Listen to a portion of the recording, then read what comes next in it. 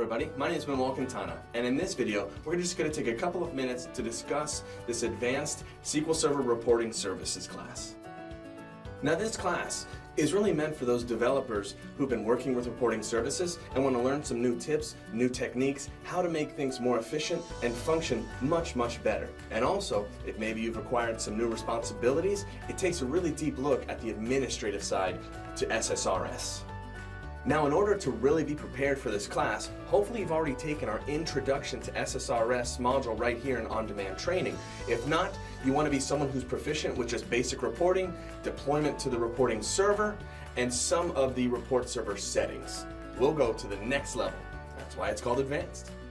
So if you're taking this class, you're probably wanting to hone your skills even more, see what other options are available to you. There's so many features available to you, not only in the development and the creation of your SSRS reports, but also once it's been deployed.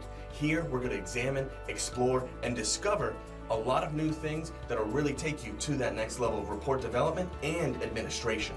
Now, in this vast worldwide web of information, you can of course find many blogs and topics around SSRS and advanced SSRS topics. But in here, you'll be going with me step by step in a full end-to-end solution so you can really see how everything gets pieced together, and we are really tackling many of the advanced features that you're going to want to implement and put into place right now. As soon as you finish one individual module, you'll be ready to go and place this and improve what's going on in your environment.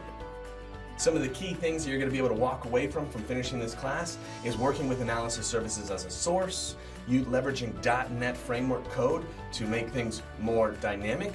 We're also going to be taking a look at administration on the report server, and of course, how we can share and automatically set up refreshes for those very same reports.